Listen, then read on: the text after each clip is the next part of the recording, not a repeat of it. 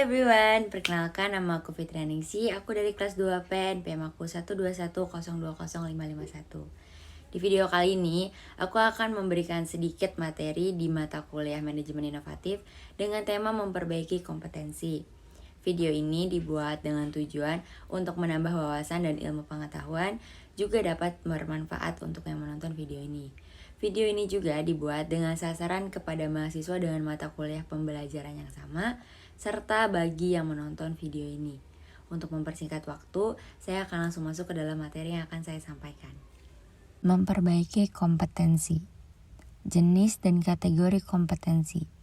Menurut para ahli, yaitu yang pertama, menurut Lily Spencer dan Signe Spencer tahun 1993, kompetensi merupakan karakteristik dasar perilaku individu yang berhubungan dengan kriteria acuan efektif dan atau kinerja unggul di dalam pekerjaan atau situasi.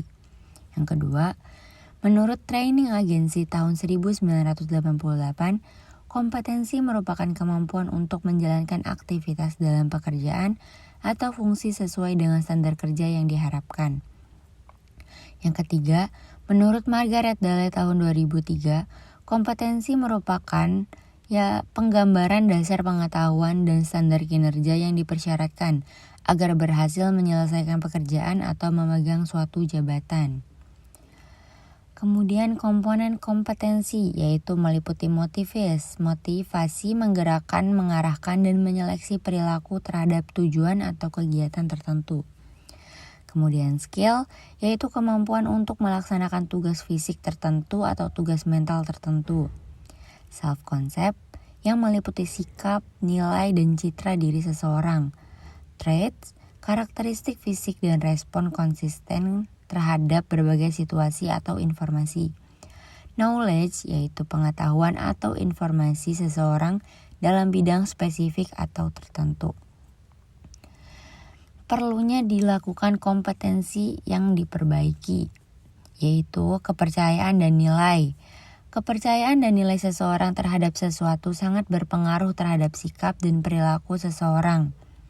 Keahlian atau keterampilan. Aspek keahlian atau keterampilan ini memegang peran penting dalam membentuk kompetensi. Yang ketiga, pengalaman. Pengalaman merupakan elemen penting dalam membentuk penguasaan kompetensi seseorang terhadap tugas. Karakteristik personal merupakan karakteristik kepribadian seseorang turut berpengaruh terhadap kompetensi seseorang. Motivasi. Motivasi seseorang terhadap suatu pekerjaan atau aktivitas akan berpengaruh terhadap hasil yang ingin dicapai. Isu emosional, yaitu hambatan dan blok emosional sering membatasi penguasaan kompetensi. Yang terakhir, kapasitas intelektual. Kapasitas intelektual seseorang akan berpengaruh terhadap penguasaan kompetensi. Tingkat perbaikan kompetensi. Ada 3, yaitu yang pertama mudah diperbaiki. Mengembangkan orang lain, efisiensi produksi, kerja tim, keahlian teknis, orientasi pelayanan, dan mengelola kinerja. Yang kedua, agak sulit diperbaiki, yaitu orientasi hasil, kualitas keputusan, pengaruh, penyelesaian konflik, pemikiran analisis, kecerdasan organisasi. Yang ketiga, sulit diperbaiki, yaitu inisiatif, inovasi, integritas, dan kejujuran, pengelolaan tekanan kejiwaan, pemikiran konseptualis, dan fleksibilitas. Metode penilaian kompetensi yaitu desain studi terbaik atau klasik dengan menggunakan sampel, desain studi pendek dengan panel ahli, studi terhadap pemegang jabatan dan pekerjaan di masa depan. Dimensi kompetensi menurut Boyatzis dalam Williams tahun 2002 meliputi 1. Kemampuan manajemen dan tindakan. Dimensi, efisiensi, perencanaan, inisiatif, perhatian pada hal rinci, kontrol diri, dan fleksibilitas. Yang kedua, kemampuan manajemen orang. Dimensinya meliputi empati, persuasif, jaringan kerja, negosiasi, percaya diri, manajemen tim, pengembangan orang lain, serta komunikasi lisan.